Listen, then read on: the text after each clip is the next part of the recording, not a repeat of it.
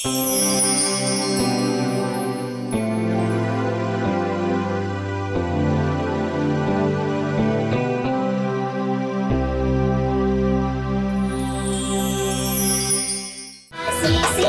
मैया के आशीष, छठी मैया के।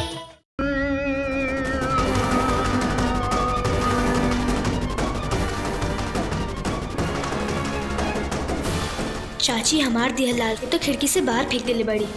फिर एक कवन चीज के लेप लगावे खातिर आयल बड़ी। कछु तो गड़बड़ बा, पता करे के पड़ी। इतना अच्छा भे कि हम फूल के बाहर फेंकते देख ले बानी।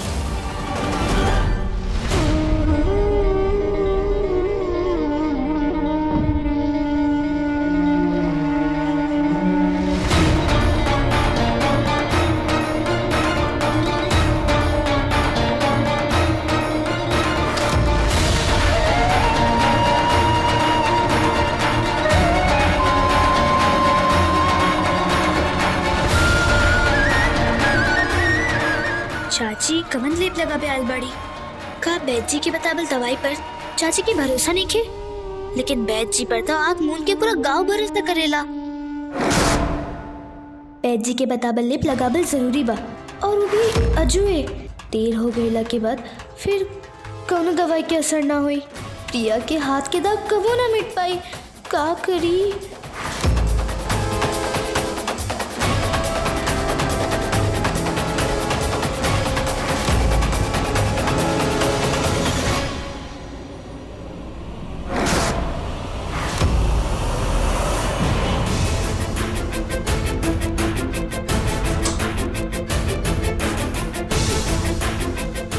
लैठिया के अभी ने जाए के रहेगा।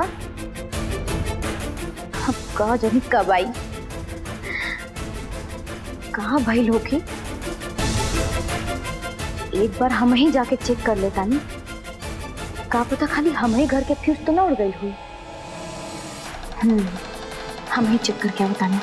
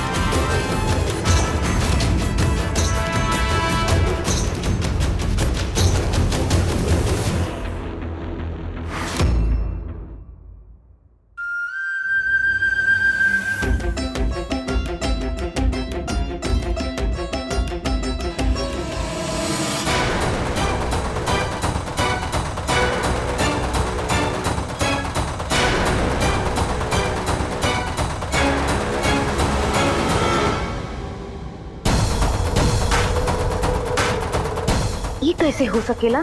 ये लाल मिर्चाई के लिए जब से हम बनौले बानी तब से हमारा हाथ तो जल रहल बा, फिर एक घाव पर कौनो असर काहे ना हो रहल बा।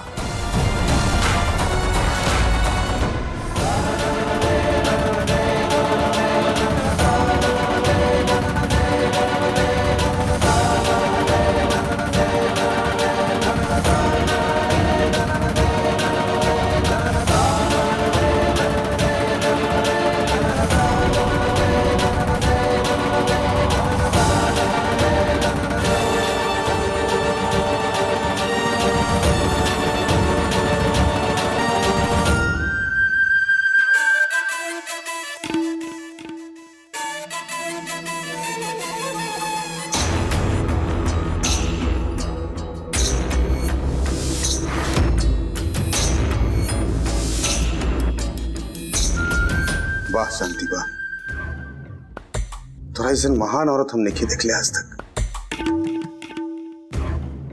सौतेली माई के ऐसा प्यार। अरे माता के कई भी प्रभु राम के वनवास भेज दिले रही, और तू इतना मन से प्रिया के सेवा कर रहल बड़ू। प्रेम तो औरत के गुण होला जी। हम तो माई है। प्रिया बेटी के भले ही हम अपन कोख से जन्म नहीं दिली, बाकी हमेशा हमारी यही कोशिश रहेला कि प्रिया बेटी के कबो माई की कमी महसूस ना होगी।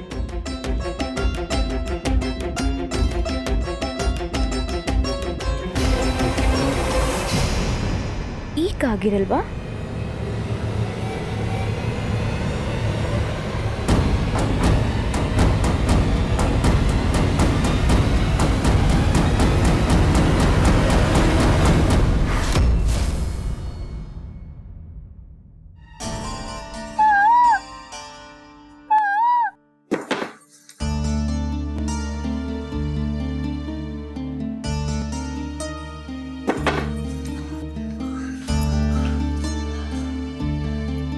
इतना देर काहे पे? रोशन काबिल की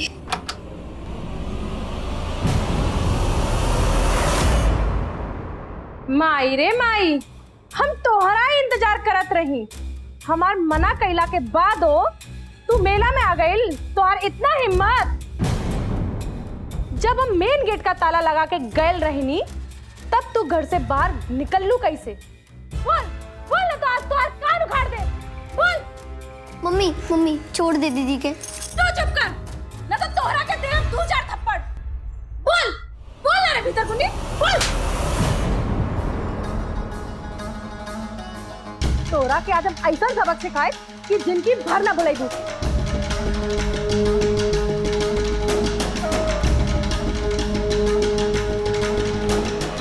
जैसे नवारा बने चाहू वैसे हमारे बेटा के बनावल चाहता रू। बोल, तू हमारे रोशन माँ के काहे जंगल ले गई? जंगल में भयानक भयानक जानवर रहेला। अगर हमारे बेटा के कुछ हो जाए तब। बोल। मम्मी तोरा मारी के बना तले हमके मार ले, बाकी दीदी के छोड़ दे। काहे कि सब कसूर हमार बा। मेन गेट के ताला हम खोल ले रही, जंगल हम दीदी के रोकला के बाद जिद करके गई नी। माई रे माई, ये दो हाथ की छोड़ी तोरा पर इतना जादू कर देले बिया कि हमार कहना ना मान के तू एकर कहना माने लागे। एकर बाप और दादी की तरह तू एकर साथ देबा? ठीक बा, तो पहले एकरा के सीधा कर देता नी, फिर तोरा के बताई हम कैसे माई हई। हाथ आगे कर। छुटकी, ए छुटकी,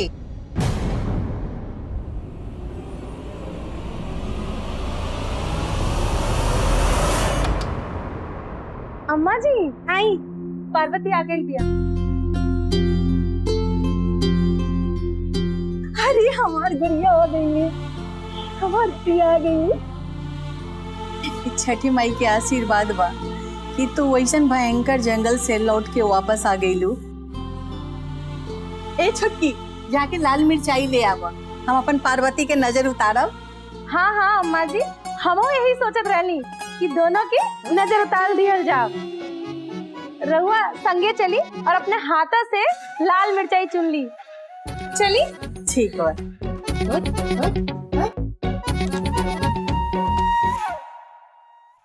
दीदी हम कब से देख रहे बानी माई तोरा साथ कितना बुरा व्यवहार कर लेली। तू ये बात बड़का पापा और दादी के काहे ना बता रोशन, बाबूजी और छोटके पापा एक दूसरे से बहुत ही प्यार करेलन। अगर हम ये सब बात दादी और बाबूजी के बता दे तो दोनों भाई के बीच झगड़ा हो जाए, जे हम नहीं के चाहत। और फिर चाची की बात का बुरा का मानल जा, वो तो माई समान बाड़ी।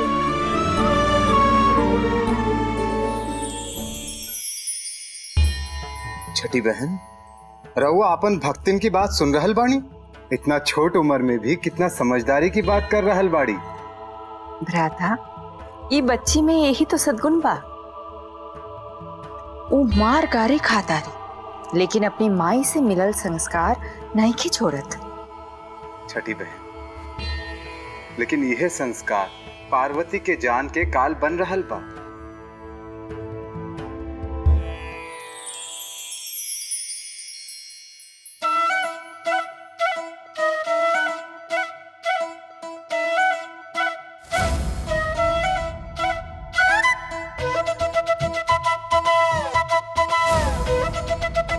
कितना मधुर गला रहे उनकर, लागत साक्षात सरस्वती मैया उनके कंठ में बस गई बाड़ी।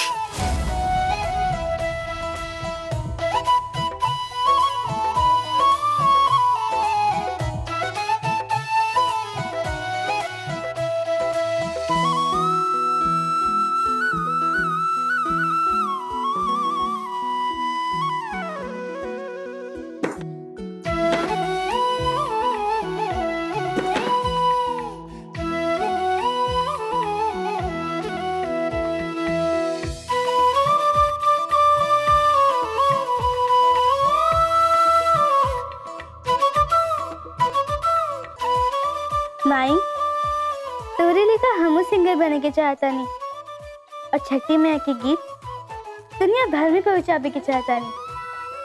हमके आशीर्वाद दी कि हम तुम्हारी सपना पूरा करब।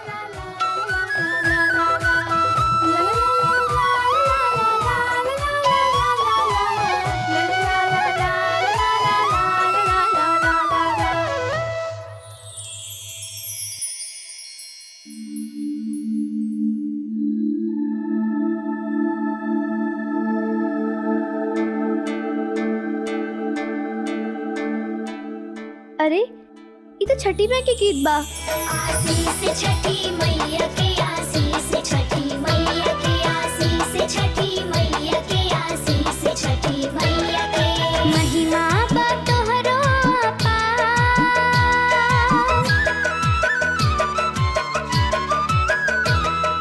महिमा बा तोहरो अपार हे छठी मैया कर जोरी करी हम पुकार। हे छठी मैया कर जोरी करी हम पुकार। अब हमके पता चलल कि सरला के डायरी पढ़ पढ़ करके ही पार्वती भजन गावे के सीखली। डायरी के वजह से ही सिंगर बने के उनका अंदर भावना आई। लेकिन हम ऐसा ना होके देव। अरे कोनो हालत में हम उनका सिंगर ना बने देव। सरला के जाए के दुख तो हम कोनो तरह से बर्दाश्त कर लेनी, बाकी अगर पार्वती के साथ कुछ हो जाए तो कर दुख हम ना सह पाए। जे सरला के साथ भइल वो हम पार्वती के साथ ना होए देव।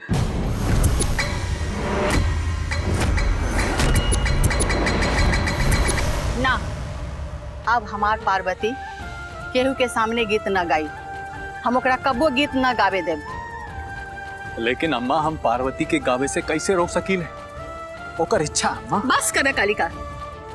अरे कब्बो तू मना न कैला सरला के कोई काम के ले जी ओकरा मन में अइलस वही कैलस।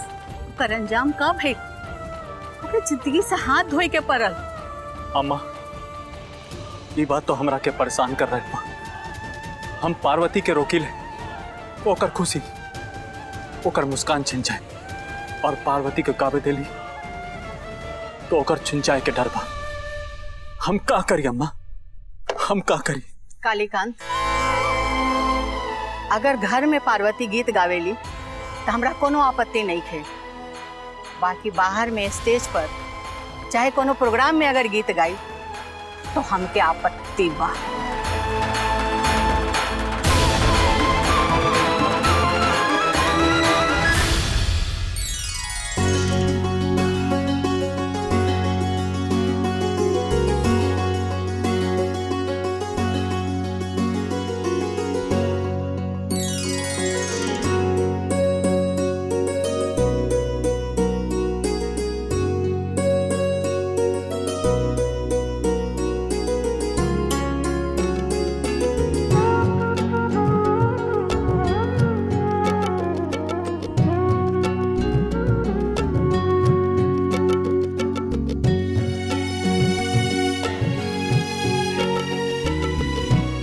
कोनो हालत में हम उनका सिंगर ना बने देव। सरला के जाए के दुख तो हम कोनो तरह से बर्दाश्त कर लेनी, बाकी अगर पार्वती के साथ कुछ हो जाए तो कर दुख हम ना सह पाए।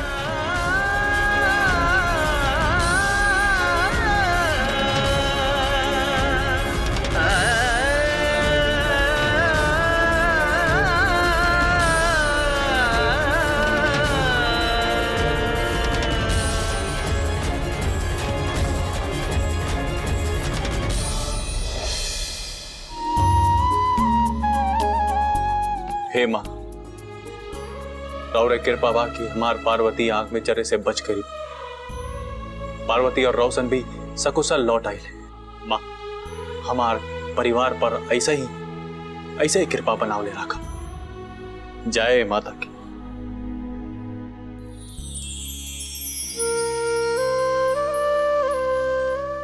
रोशन,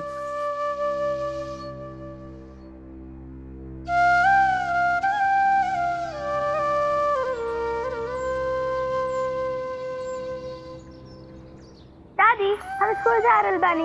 रुका रुका। कहा दादी का कहे के चाहत हो? पार्वती बेटा, हम जो बात कर रहल बानी ओकरा ध्यान से सुना। अगर कोनो औरत चाहे आदमी कोई खियाबे तो कुछ न खइहा, चाहे कहीं जाए खातिर कहे ना तो वो न कहीं जइहा। हमार बात मानबू ना? दादी हम तो हमेशा और बात माने नी। तो ठीक बा, ठीक से पढ़ाई लिखाई कर।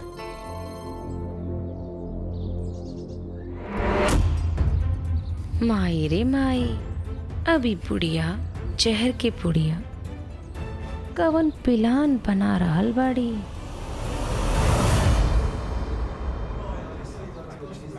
चुप रहा तू लोग, चुप रहा। कुछ सीखा है पार्वती से, एगो लड़की होके इतना बहादुरी के काम कहले बारे।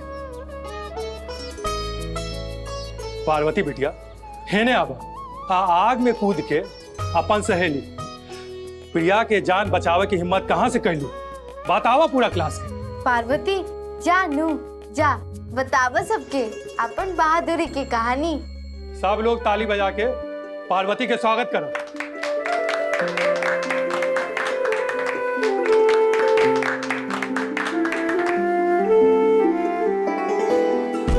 बताओ बिटिया। काबिल मास्टर जी के अल्लाह, छुट्टी के घंटी बज गई। तू बहुत नेक काम के लिए बारू बेटिया, जिंदगी में ऐसे ही आगे बढ़त रहा। जियत रहा, खूब पढ़ा लिखा। अब जा, घर ही जा।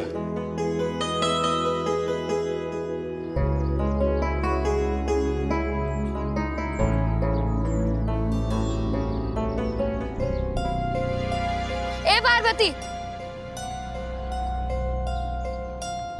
ई बदमाश जरूर हमरा संगे कोनो बदमाशी करी।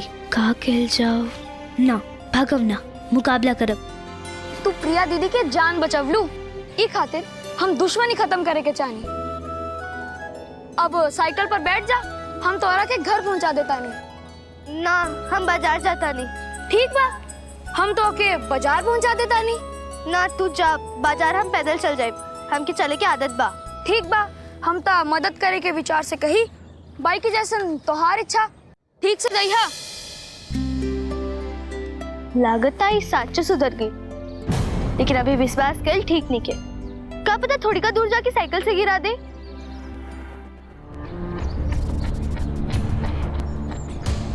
मास्टर जी जोन बहादुरी के तारीफ करत रहल, बहादुरी के हम चेक कर लेता नहीं।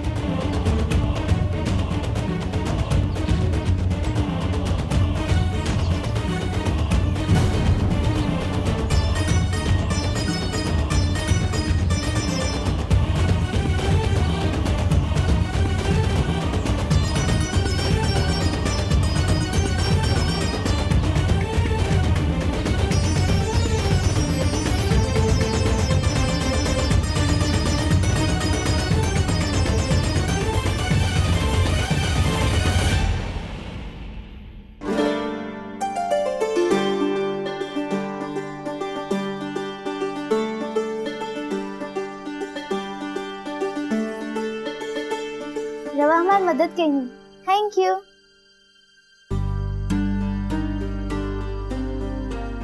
यहाँ हम दोनों के छोड़ के केहू तीसर नहीं थे, फिर भी रवा इतना लंबा घूंघट काहे ले ले बानी?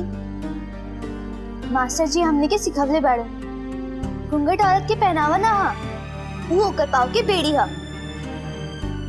औरत मर्द के गुलाम बनल रहे, ऐसे समाज का आविष्कार कर लेबा। हटा दिया अपन घूंघट।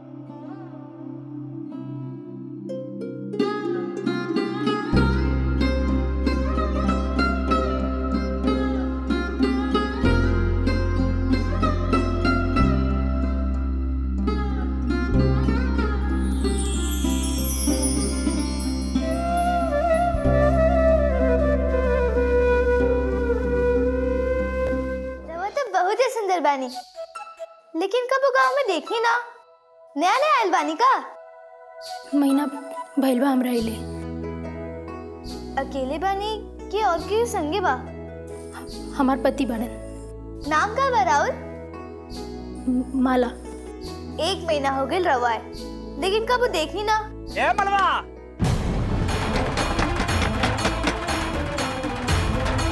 ए मलवा, दरवाजा खोल ले।